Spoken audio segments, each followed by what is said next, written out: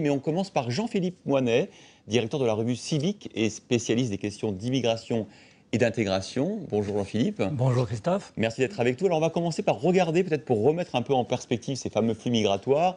Il y a à peu près 200 000 immigrés qui rentrent légalement sur le territoire français par an. Alors d'abord on peut les répartir par origine. Vous voyez que sur ces 202 790 exactement en 2011, il y avait 23 000 Algériens, 23 000 Marocains, 14 000 Chinois.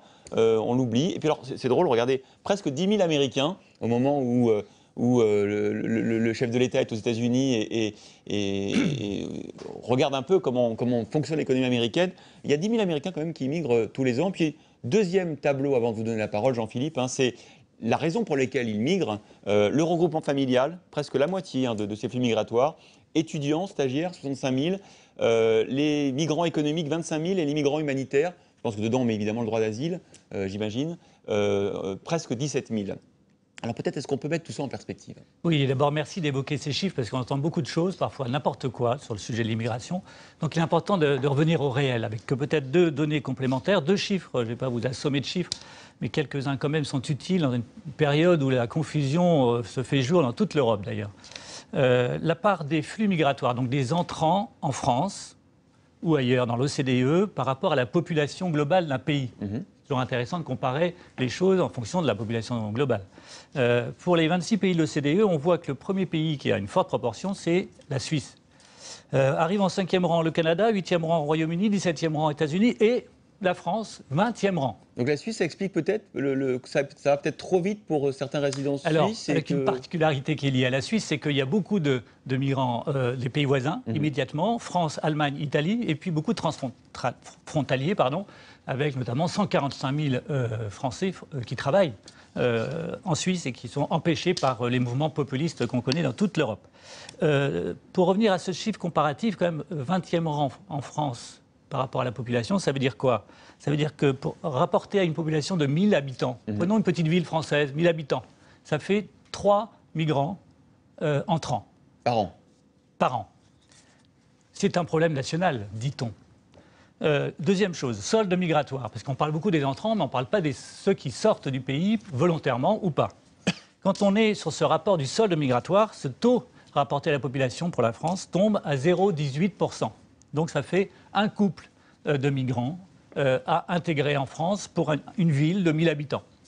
Donc je laisse les commentaires sur le problème national numéro 1 à l'extrême droite française et ceux qui louchent sur son électorat. Une question, en tout cas, restons sur le réel. 200 000 par an, est-ce que c'est beaucoup moins qu'à une époque, beaucoup plus? Comment on se situe? Alors, c'est 200 000 par an, c'est stable sur la durée. J'avais justement un chiffre sur la progression dans le temps. Depuis 10 ans, si on prend les 10 dernières années, voyons le solde qui concerne l'immigration et l'émigration. Pour l'immigration, elle est stable. Donc les entrants, immigrés, sont stables en France depuis 10 ans. L'émigration, ceux qui sortent, a légèrement augmenté, ce qui veut dire que le solde a donc réduit. Source Eurostat, source européenne. Donc, comme François Fillon, vous l'avez cité, évoque qu'il est normal que pour les Suisses, il y ait une volonté de réduire l'immigration. Il pourrait rajouter que c'est anormal pour un pays comme la France de vouloir réduire encore plus l'immigration, puisqu'elle a encore été très réduite, d'une part. Et puis, je voudrais ajouter une chose, c'est que l'opinion publique, baromètre de la défiance du CEVIPOF, Sciences Po, il y a quelques semaines, montrait que 70% des Français pensaient qu'il y avait trop d'immigrés en France. Donc, où est la pédagogie des chiffres sur cette question? Est-ce que vous pourriez justement... On voit la démagogie sortir du lit de l'extrême droite pour accompagner les rangs de l'UMP à droite. Il y a aussi une démagogie angéliste à gauche qu'il ne faut pas sous-estimer. On va en parler dans un instant. Peut-être pas celle de ma voisine, mais d'une partie de la gauche. Mais quand même, en tout cas, cherchons l'erreur. Est-ce que vous pourriez peut-être interpeller à ce moment-là Brice Hortefeux sur ce que vous pensez des propositions justement de la droite en matière d'immigration? Oui, d'autant plus que M. Hortefeux était aux commandes d'un grand ministère qui a disparu au bout de 2 ans. Donc c'était déjà une décision qui était étrange, parce qu'on a créé un ministère avec beaucoup de bruit, vous vous en souvenez, le fameux ministère de l'immigration, de l'identité nationale, de l'intégration au passage et du développement solidaire, qui au bout de 2 ans a été démantelé par ceux qui l'ont construit. Première remarque. Deuxième chose, c'est vrai que j'ai retrouvé, je garde certaines choses avec plaisir, notamment des lettres. J'ai retrouvé une lettre du mois de juillet 2007 du président de la République, Nicolas Sarkozy, au ministre qui allait prendre la commande de ce ministère, Brice Hortefeux, ici présent. Je ne vais pas vous lire toute la lettre parce qu'elle serait longue. Mais un extrait, simplement. 3 extraits. Le premier, Il s'agit, dit M. Sarkozy, de réconcilier nos compatriotes avec l'action politique en lui prouvant qu'elle peut encore changer les choses, la rupture de 2007, et rendre notre pays la maîtrise de son destin. Deuxième chose, tout au long de la campagne de 2007, des engagements ont été pris dans le champ de vos compétences ministérielles, Monsieur Hortefeux. Il va de soi que nous attendons de vous que vous les teniez. Ensuite, vous disposez d'un outil majeur, la création d'un ministère dédié à la question des flux migratoires, qui a disparu au bout de 2 ans, je le rappelle.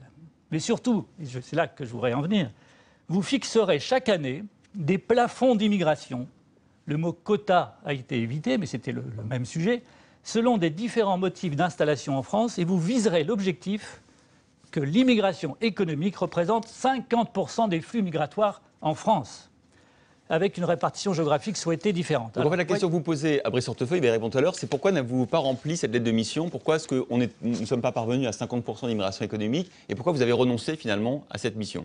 Oui, c'est ça. C'est non seulement un renoncement, mais c'est un échec total par rapport à cette mission qui était d'ailleurs assez surréaliste. C'est ce qu'il fallait faire. Il faut reconnaître que c'était peut-être dans l'élan d'une campagne où la pensée dépasse les mots et inversement. Mais en tout cas, sur le sujet, voyons le résultat au bout de 5 ans de pouvoir.